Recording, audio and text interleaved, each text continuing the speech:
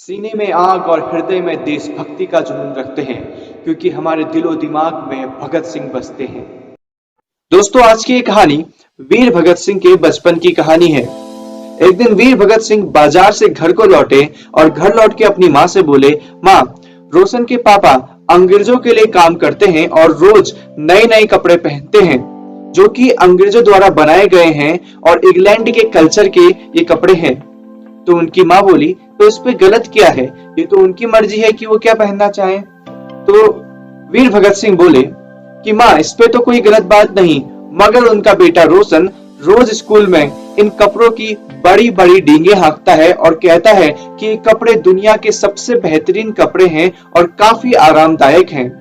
तो उनकी माँ चुप रही। उसके बाद वीर भगत सिंह बोले, माँ, यहाँ तक तो मैं शांत रहता हूँ, मगर आज उनके बेटे ने हद कर दी। आज रोशन ने स्कूल में आके हमारे ही देश की बुराई करनी शुरू कर दी और हमारे कल्चर की बुराई करनी शुरू कर दी और कहने लगा कि हमारा कल्चर बड़ा गंदा है, हमारे कपड़े बिल्कुल अच्छे नहीं। तो मुझे गुस्सा आ गया। तो वीर भगत सिंह की माँ बोली, तो तुम्हें गुस्सा आया तो तुमने क्या किया? वीर भगत सिंह बोले, मैंने रोहन के दोनों गालों में एक एक थप्पड़ मार दिया। उनकी माँ सोचने लग गई और फिर बोली, आखिर तुम्हें इसका क्या हक है? तुम कौन होते हो ये सब करने वाले? वीर भगत सिंह बोले, मैं एक सच्चा हिंदुस्तानी हूँ और ये मेरा कर्तव्य है कि मैं ऐसे हर एक भारतीय को रोकूं जो अपने देश के लिए हीनता जगाता है और दूसरों को भी अंग्रेज बनाना चाहता है। रोशन के माँ बाप द्वारा उसे सही शिक्षा नहीं दी गई, जिससे वो भी एक अंग्रेज बनने की राह पर है और वो एक ऐसा अंग्रेज होगा जो है तो हिंदुस्तानी मगर हमारे देश का गद्दार साबित हो सकता है। और ये मेरा कर्तव्य था इस देश का सच्चा देशभक्त होने के नाते कि मैं उसको सही रास्ते पे लाऊं और उसको ये बताऊं कि हमारा देश कितना लाजवाब है और हमें अपने देश की इज्जत करनी चाहिए और हमें इसे आजाद करने की कोशिश करनी है, ना कि अंग्रेजों के दबाव में आना है। फिर भगत सिंह की माँ काफी खुश हो गई और वो बोली, बेटा, ये सब तो सही है, मगर मैं ये नहीं चाहती कि तुम अपने पापा और अपने दादाजी की तरह बनो, जिन्हें इस देशभक्ति के कारण काफी ज्यादा जुल्म सहने पड़े। तो वीर भगत सिंह ने बोला, माँ, आप चिंता मत करो, मैं आपका बेटा हूँ और मुझे कुछ नहीं होगा। और ये सारी बात होने के बाद वीर भगत सिंह अगले दिन स्कूल चले गए। कुछ दिनों बाद वीर भगत सिंह ने अंग्रेजों द्वारा बनाई गई किताबों का विरोध करना शुरू कर दिया और वो उनका बहिष्कार करना चाहते थे।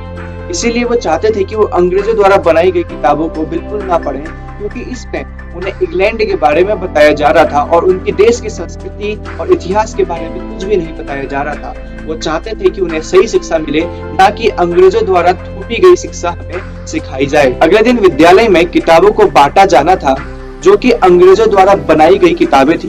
वीर भगत सिंह ने अपने अध्यापक से कहा कि मैं इन किताबों को नहीं लूंगा, मैं इन किताबों से नहीं पढ़ सकता। उनके अध्यापक बोले, अगर तुम इन किताबों को नहीं लोगे तो तुम फेल हो जाओगे और आगे नहीं बढ़ पाओगे। वीर भगत सिंह जान गए कि उनके अध्यापक इसमें कुछ नहीं कर सकते। अध्यापक भी वीर भगत सिंह की भावनाओं को समझ चुके थे, मगर वो इस बात में कुछ नहीं कर सकते थे क्योंकि वो अंग्रेजों के गुलाम थे। वीर भगत सिंह ने कहा, ठीक है, मैं इन किताबों को ले लूंगा। और वीर भगत सिंह ने अध्यापक से उन किताबों को ग्रहण कर लिया। अगले दिन वो उन किताबों को लेकर अपने स्कूल के खेल मैदान में गए और वहां उन किताबों को आग लगा दी। इसमें उनके कुछ दोस्तों ने भी उनका साथ दिया और उन सभी लोगों ने साथ मिलकर अंग्रेजों द्वारा बनाई गई इन किताबों को आग लगा दी। अगले दिन कुछ अंग्रेज सैनिक आए और इन्हें पकड़ के जेल ले गए और कुछ दिनों के लिए जेल में डाल दिया। कुछ दिनों बाद अंग्रेजों ने इन्हें छोड़ दिया और वो घर आए तो उनकी माँ उनसे बोली, बेटा, तुम्हें ये सब करने की क्या जरूरत थी? आखिर क्या जरूरत थी अंग्रेजों का विरोध करने की? वीर भगत सिंह बोले, माँ, ये मेरा कर्तव्य था। एक सच्चा देशभक्त होने के नाते ये मेरा कर्तव्य था कि मैं अंग्रेजों का विरोध करूं और उनके द्वारा थोपी गई हर चीज को हम भारतीय मान न लें। हम हर चीज का विरोध करें और अंग्रेजों को इस देश से निकालें। उनकी बात सुन के उनकी माँ काफी भावुक हो गई और कहने लगी, बेटा, मुझे तुम्हारी चिंता होती है। भगत सिंह बोले, जब तक ये देश मेरे साथ है और जब तक मैंने इस देश को आजाद करने की ठानी है, तब तक मुझे कुछ नहीं हो सकता। दोस्तों, ये कहानी हमें बताती है कि वीर भगत सिंह कितने ज्यादा जाबाज थे और उनके अंदर देशभक्ति का कितना जुनून था। वीर भगत सिंह की ऐसी ही कई हजारों कहानी हैं जो हमें बताती हैं कि स्वतंत्रता सेनानियों ने हमारे लिए क्या कुछ किया इस देश को आजाद करने के लिए और वीर भगत सिंह कितने बड़े स्वतंत्रता सेनानी थे। वीर भगत सिंह ने अपने खून का कण कण इस देश को आजाद करने के लिए लगा दिया और ऐसे ही हजारों स्वतंत्रता सेनानी हैं जिन्होंने हमारे देश को आजाद करने के लिए अपना सब कुछ लगा दिया। भगत सिंह, सुखदेव, राजगुरु, बिस्मिल्लाह खान, सुभाष चंद्र बोस और ऐसे ही हजारों स्वतंत्रता सेनानियों के लिए मैं बस इतना कहना चाहूंगा, जो इस देश के लिए शहीद हुए उनको मेरा सलाम है। जो इस देश के लिए शहीद हुए उनको मेरा सलाम है। जिन्होंने अपनी हर एक खून की बूंद से इस देश को सींचा, उन्हें मेरा सलाम है। जय हिंद, जय भारत। ओए वीर भगत सिंह वे तेरे नाल जुड़ गया नाता, ओए बड़े वीर